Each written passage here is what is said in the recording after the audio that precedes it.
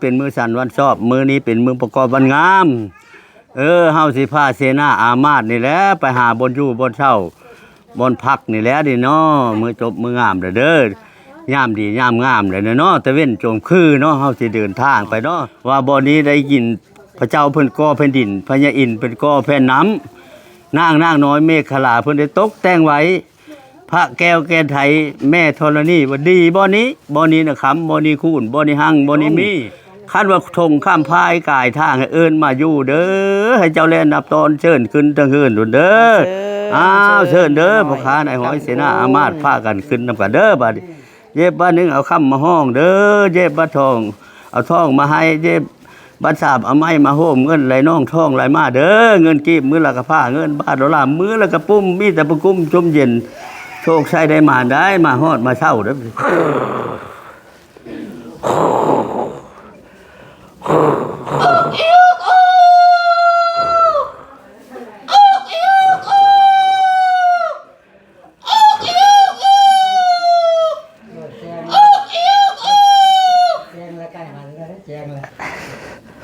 โอ้เนาะแจงหุ่งเลยเนาะบาดนี้เนาะไอ้หั่นทำแจงเนาะมากันแวะมาเช่าเฮือนไม่ค่ำเนาะ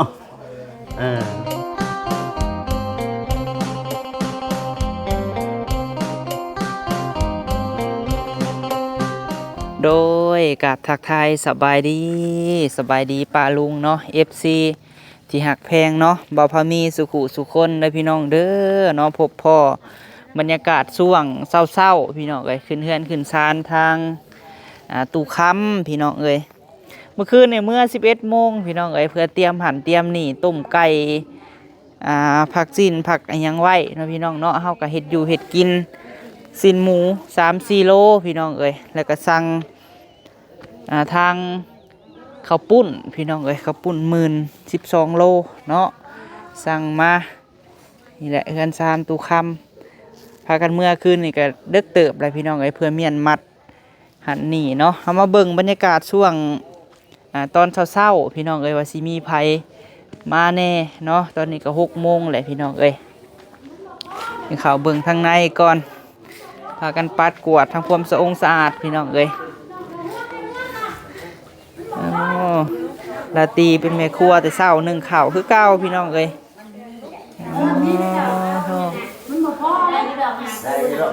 สบายดีเด้อทั้งพี่เด้อโดยไอ้ตู้สบายดีตู้คือนั่งใกล้หมู่แท้พี่มานั่งพี่หนาวบ่เคี่ยวหมากบ่โอ้โดยมึงไงลูกกันนกมึงอะไรจังจ้าใส่สบายดีบ่าวก่อนสบายดีบ่าวลูกบ่าวสบายดีโอ้คือจบแท้นี่เนาะ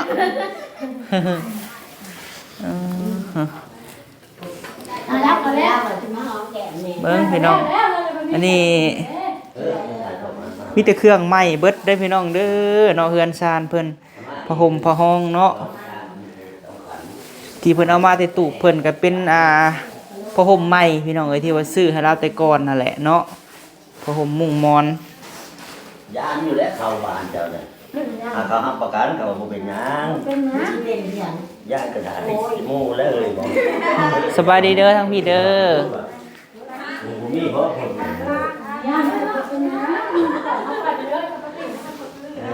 แม่ตู้เอ้ยตู้สบายดีเด้อตู้คำสบายดีแม่ตู้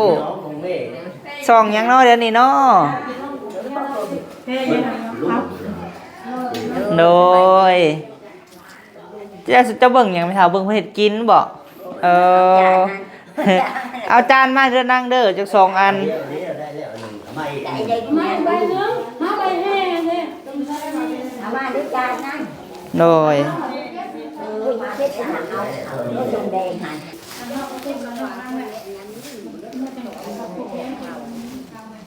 เดี๋ยวขาดเงินยางเลยบ่มีจักหน่อยก็ได้ลุงวงเอ้ยผักไปได้นี่ก็ตอนเช้านี่แหละเนาะบ่แล้วยามว่าจะทาลูกก็ได้อ๋อสบายดีหน่อยเนาะลืมเห็นโอ้ใช้ลูกหลาปินอาหารบ่าวมึงดูฮะสบายดีล่ะโอ้เธอ3 สาว สองเสาหนึ่งทรายมาแต่มื้อใดลูกวานนี่บ่โอ้ มาแล้วก็ไปจากเมื่อเลยเด้เขาเรียน แล้วน้อยมาแล้วใดก็เจ้านะเห็นอะไรมานะ สบายดี บ่อันเจ้าน่ะมาขี่หยังมาวะ ขี่รถไถอืม บ่เลยรถไถมา คือว่าแค่ผมบอกแค่บ้านของอยู่ตรงนี้ แกะไปหา นี่เพิ่นกำลังแต่งขันพี่น้องเอ้ย บ่ได้เก็บมันเอาก็มันบ่ว่าคนละเรา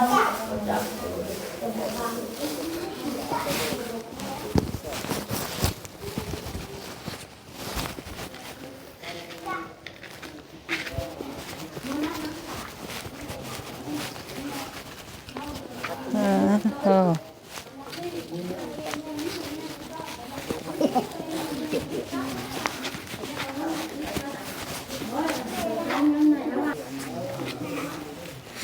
เอาเนาะเฮาทางพี่เฮาจะให้เพิ่นให้นาตีเห็ดผาวานก่อนคำใหญ่พุ่นละเอาอัน7คำเอาเออ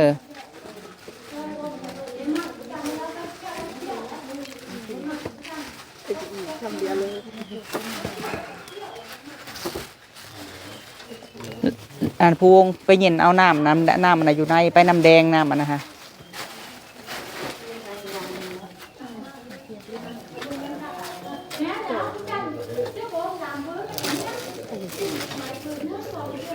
ไปให้ลุงวงพู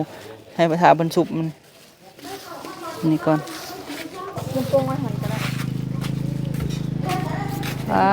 ขปุ่นมาแล้วตอนแรกก็แรม แล้วตัวร้านสามทำแล้วโตแล้วร้านสอง ขปุ่นแซบนี่เนาะ คุณแทบตั้งแต่มือหงทานเลย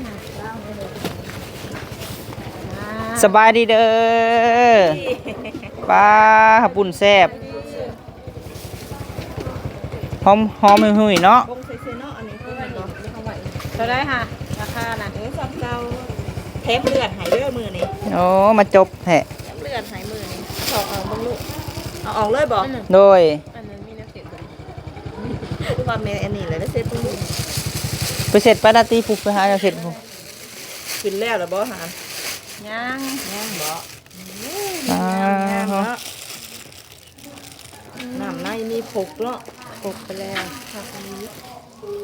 อยู่ ตอนแรกก็ราคาเก่าค่ะ ด้านซอง ลันซองโอ้ยราคาเก่าแสดงว่า5 ล้านวะค่าประจำแซบเนาะ มีงานอะไรสั่ง ว้า สั่งเด้อเข้มข้น ถักอันนี้เนาะขปุ่นนะ ใส่ถุงมากน้องยันมันเฮียเผือกได้จำกับพอดี11,000เนาะ12 แม่น โล เด้อืม งามคุณตัวค่ะ เจ้าหน้าครับไปให้เด้อ ให้ดอกพุ่นอันเว่าสบายพี่น้องเอ้ยครับประจำพี่เด้อมายกมาพี่เด้อยกไปเด้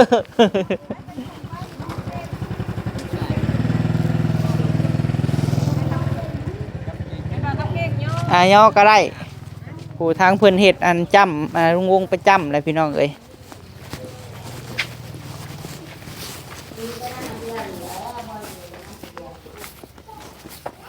เราไปแล้วบ่ลุงวงนะเ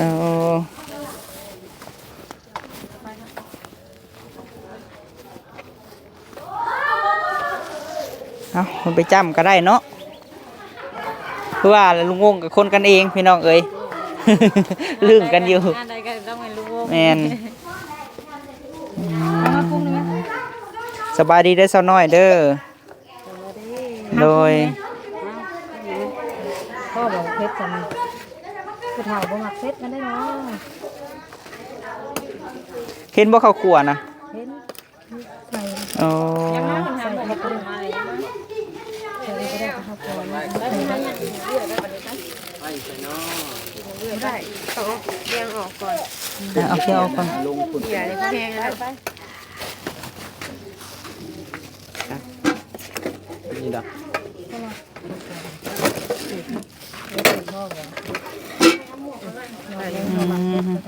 คนหมดเลยติ ตอนเลือดนิ่มๆเลย เข้มข้นแห้งเนาะ แม่น มันใส่ปลานิ่นเลยดิใส่ปลานิ่น เค็มหมดใส่บนดีกว่า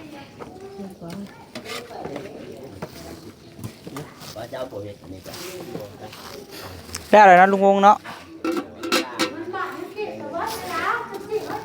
ตัวนัวพออยู่ ถึงนัวหาพอเด้นี่ถึงนัว ถามคนซินี่นัวดีกว่าเป็นนัวพออยู่บ่เป็นนัวเบิ่งซิมั้งเอากินเค็มถามเอาเผ็ดเด้ใส่อีกก็ได้ไม่อยากเผ็ดเผ็ดอะไรนะเขาแค่นี้เนาะมากินเค็มถามเขา ไป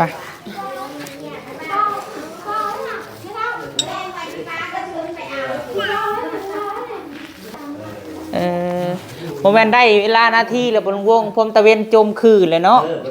เพราะว่ามีตู้ค้ำมาแถวเตาถ่านมันก็เราบริลายปันไดก็มีแต่คนเฮาเองนี่นะคันเพิ่นมานำรางกับเพิ่นผูกแขนเอาเนาะเฮาก็หลายคนอยู่เด้นี่เขาซาๆมีแถวบนเนาะเขาจะตีคิงในบน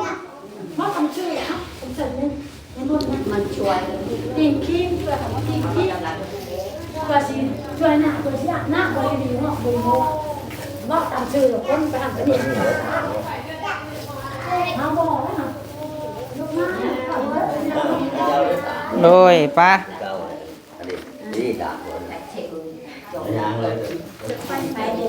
ป้าแหลมไปซะเนาะอย่างเลยไปถือศาสตร์ถือยังนี่แหละนี่น้ำกันนี่ลายอยู่ไปพาประตูคุณออกมาประตูคุณ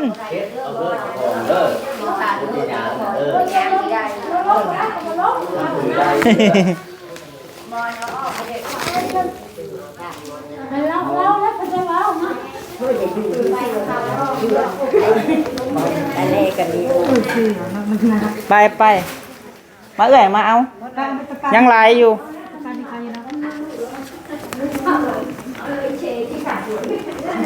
ตู้คุณมาเอาพี่ไปตู้พี่ไปห่มมุ้งมอนนี่คนไปแห่เบิ้ลระบอกคนเท่าน่ะเอาตัวไรก็ได้ประตูแมนพุกไปโลดเอ้ยถือไปโลดนี่หาบผู้หาบเข้ามาพี่ก็น้อยโป้งก้อนลูกหามาพี่มาแห่น้ำกันมันจังหลายคนนี่นี่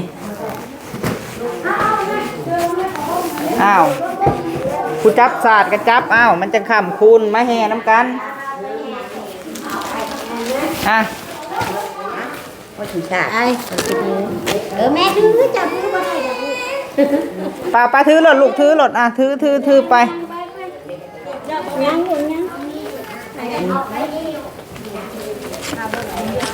เอามาเด้อ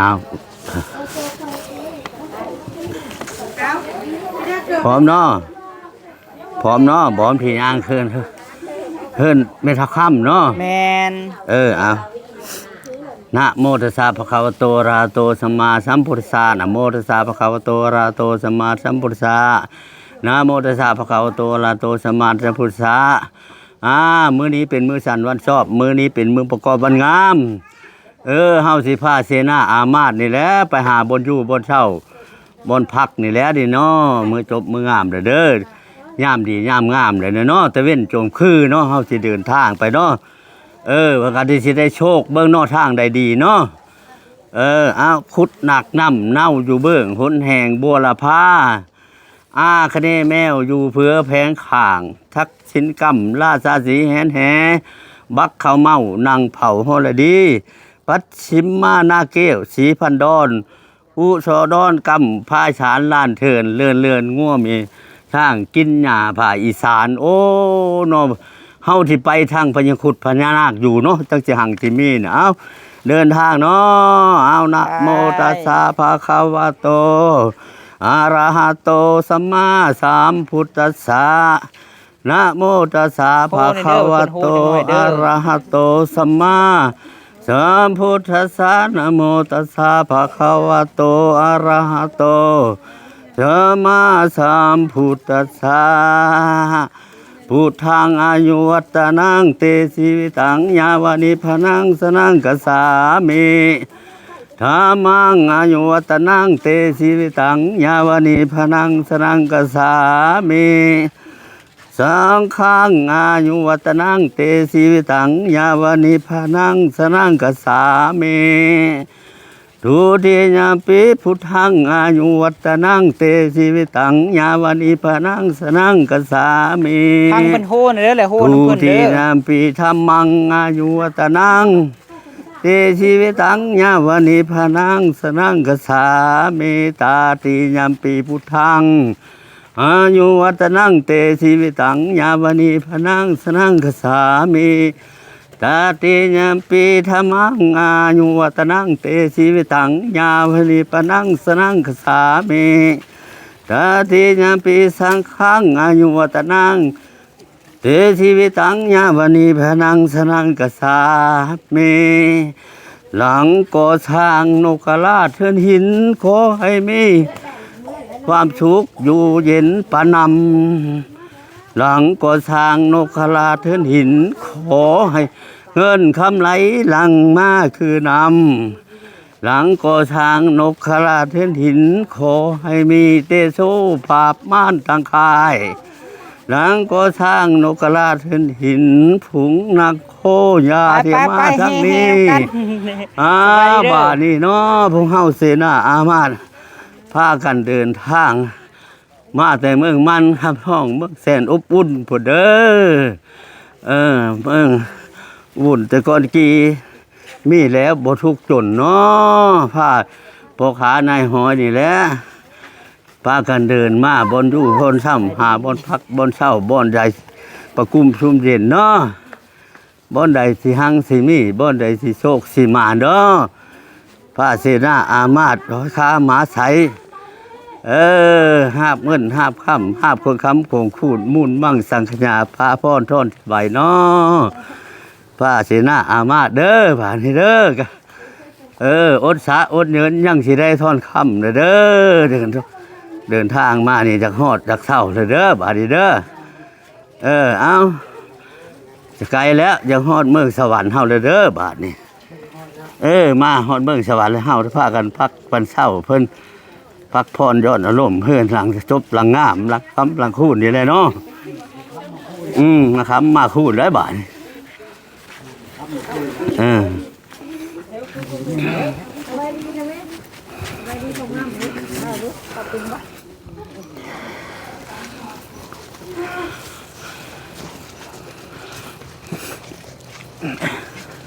สบายดี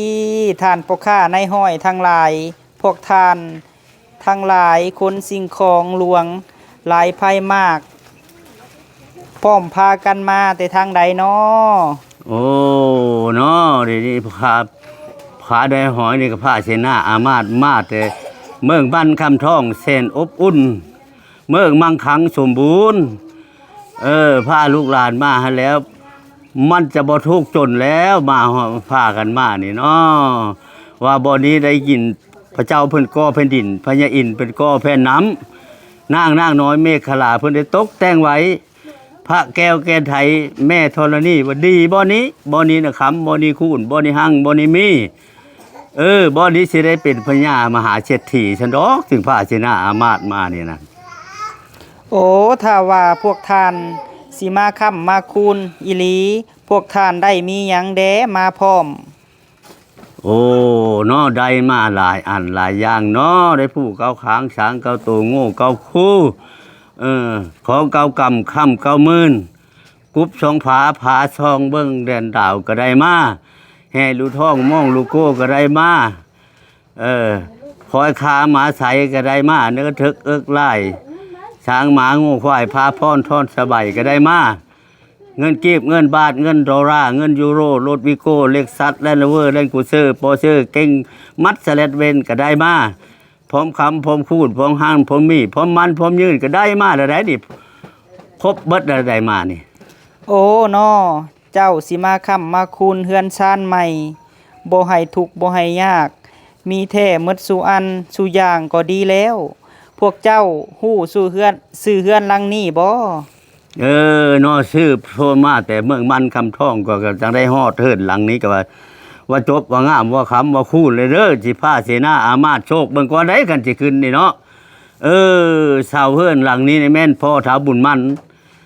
บันไดนี่แม่นเท้าบุญคงคางตรงแม่นเท้าองค์อาจแป้นข้านแม่นสาวบุญเย็นพาเส้นนี่แม่นสาวสัตย์ซื่อดังสิโยคือชื่อว่าเท้าคำแข็งเครื่องละแนงแม่นเท้าอรไม้องค์ไก่แม่นเท้าบุญโฮมปั้นล่มแม่นเท้าบุญนาลังค่าแม่นเท้าปกป้องเฮือนหลังนี้ยกขึ้นแล้วจะไม่งามอ่องต้องเนาะอันนี้จะเอิ้นว่าเฮือนเท้าบุญมันขวัญยืนขนอนกลางคืนก็คือสิฟันดีมีโชคนอนกลางคืนเว้นก็บ่มีโลค่าหยังเบ็ดเบนอันนี้แหละเพิ่นจะว่าเอิ้นเฮือนอินพรมตกแต่งเฮือนพ่อพญาแทนแบ่งมาให้เป็นมูลถ้าลูกหลานได้ขึ้นอยู่ได้จะค้ำจะคูนมุ่นมั่งงัวควายอ้างเต็มภูมิก็เพิกพูบเต็มเหลาเลี้ยงลูกเต้าอยู่เย็นกินเย็นเคาะก็บ่เห็นเว้นก็บ่ไกลมีแต่ใดกับใดมีแต่ดีกับดีมีแต่มีกับมีมีทางกับหังอันนี้แหละเพิ่นเอิ้นว่าเฮือนเจ้าพญามหาเศรษฐีเงินเขาก็ปุ้มถ้าขึ้นชมอยู่แล้ววาสนาอยู่ทรงแต่แท้นี่นั่นเจ้าต้องลงไหลลงโหมแต่หน้าทงเจ้าแท้เจ้าต้องลองท่องคำอลัมค่าบุญหลายจึงได้มาพอเดี๋ยวนี้บุญน้อยแม่นบ่เห็นอุอะมุนมาโอ้สิได้เอา มื้อนี้แม่นมื้อค่ำมื้อคูณดีแล้วเชิญพ่อค้าในห้อยพร้อมด้วยเสนาอามาตย์พี่น้องทั้งหลายขึ้นมาเฮือนใหม่เฮือนงามเฮือนค่ำเฮือนคูณเด้อขาน้อยเอาสิโชคครอบคันไดเพิ่นก็เด้อเจ้าผู้บันไดแก้วบันไดทองเทพทองลุลานเยาะย่องขึ้นถึงถืนเทพถ้ำอย่าให้กำน้ำฉนองบาปเว้นน้ำตองพี่ช้างขึ้นเฮือนให้เจ้าไล่เป็ดไก่ขึ้นถึงบ้านให้ไล่ลงคันว่าทงข้ามพายกายทางให้เอิ้นมาอยู่เด้อให้เจ้าแล่นนับตอนเชิญขึ้นถึงเฮือนดุนเด้อเชิญเด้อพ่อค้าในหอยเสนาอามาตย์พากันขึ้นนำกันเด้อบัดเย็บบ้านนึงเอาค่ำมาห้องเด้อเย็บบ้านทองเอาทองมาให้เย็บบ้านสาบเอาไม้มาโฮมเงินไหลน้องทองไหลมาเด้อเงินกีบมือละกะผ้าเงินบาทดอลลาร์มือละกะปุ้มมีแต่ปุ้มชุ่มเย็นโชคชัยได้มาฮอดมาเช่าเด้อดูสินี่ตอนนี้ ประตูพุ่นเอาอันมาพูเอาที่นอนมาแม่นเอาที่นอนมาน อนตอนนั้นบ่ นี่ก็ได้นี่บ่ได้ตรงไตบ่ฮะถามเขาก่อนเขาให้ไปปุ้นบ่ถามก็ดูยามว่าผู้เฒ่าผู้แก่เพิ่นจะได้กว่าบ่อนใดถึกบ่บ่นี่ก็ได้บ่มันไม่เท่าพูดห้องใดก็ได้บ่หรือห้องเพราะว่าห้องนี้กว้างแน่ห้องนี้นะถ้ามีว่าห้องนี้กว้างดิกว้างนี่น้องฮะปูได้น้องปูลูกก็ได้เบิ่งข้ามบ่จะตอกหน่อยเตาะรถฮะตอกบ่ฮะมันจะอยู่บ่ตะปู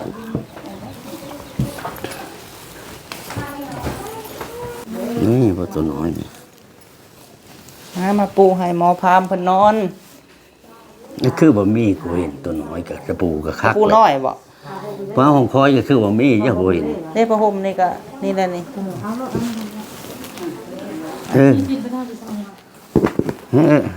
ปูรถนะทางนี้ก็ได้ดีได้เลยบ่จะมั่มเอ้ยมาเป็นไก่เด้อบ่จะมั่มเด้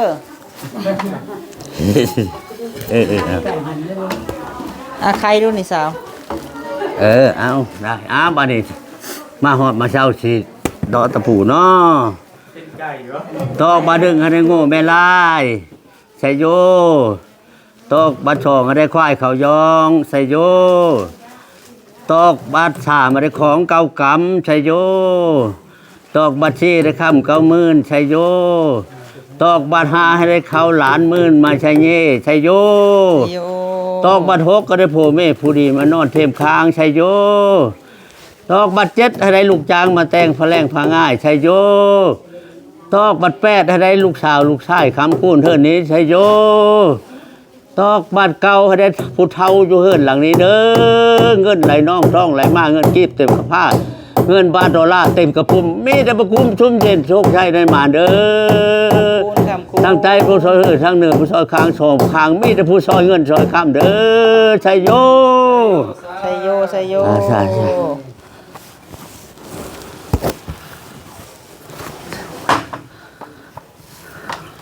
โอ้คือก็ เป็นบ่ไก่พันตอนเช้านะ โอ้ผ้าห่มนุ่มเนาะพอดีเหมาะเลย นะนอนพักผ่อนก็นอนพอขาในหอยมาพาเชนาอามามาก็มาแวะมาเช่าก็นอนก็แล้วเช่าเมื่อยก่อน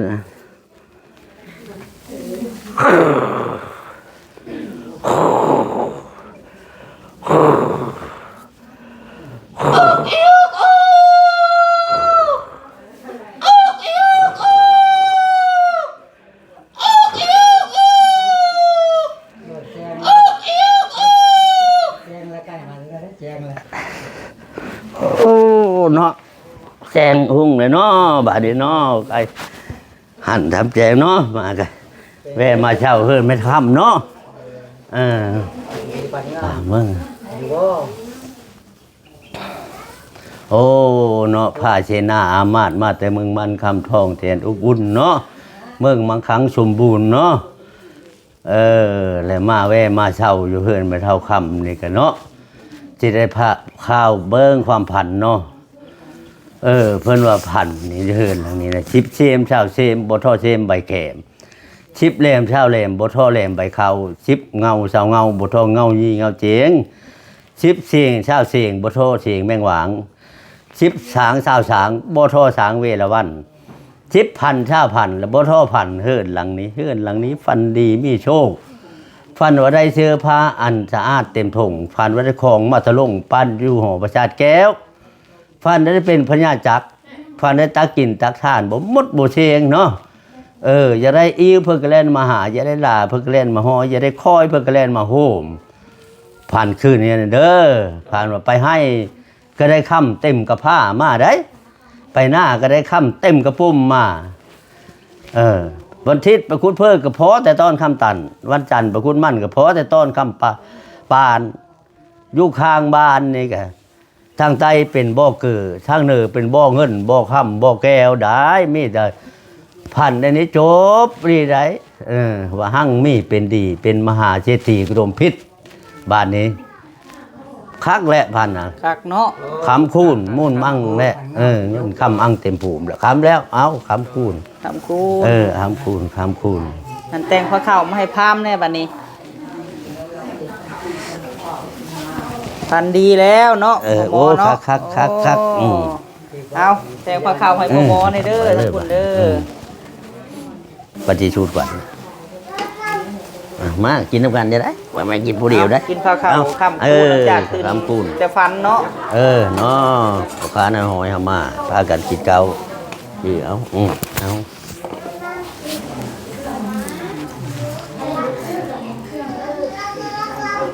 กินตังถึงนี่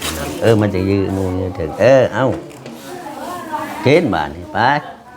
ตื่นนอนแล้วอาจารย์ไปกินเอาไว้กินน้ำกันเสียหน้าอามาดเลยมาเด้อ เศร้าเนาะเฮือนคำเฮือนคูณกินข้าวแล้วบาดนี้ ได้มาแวะมาเช่ามี แต่อิ่มนำสำราญเบิดเนาะเบิ่งในเครื่องของเต็มเบิดเฮือนซานเงินคำเนาะ เงินคำก็เลยน้องท้อง มีแต่เนื้ออบอุ่นคำคูณเฮือนมีตู้คำ ฟ้าพรทอนจะบ่ายได้มัด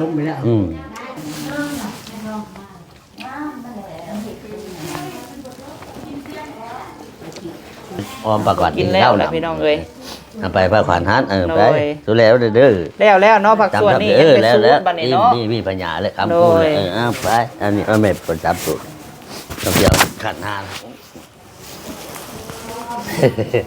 ใหญ่เลยเนาะ พี่น้องเอ้ยเนาะคลิปนี้กะหลังจากว่าเฮาเฮ็ดเสร็จพิธีขึ้นเฮือนใหม่เฮาก็สิมาสูตรควันเนาะ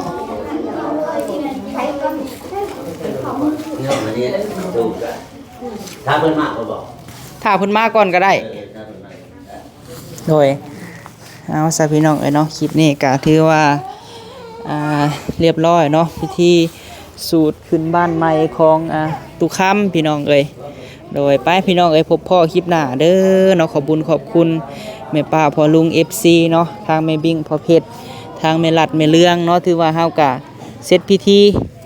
ขึ้นเฮือนใหม่พี่น้องเอ้ยบัดนี้เฮาก็สิมาสุดควันเนาะพบพ่อคลิปหน้าเด้อพี่น้องสำหรับคลิปนี้สบายดีพี่น้อง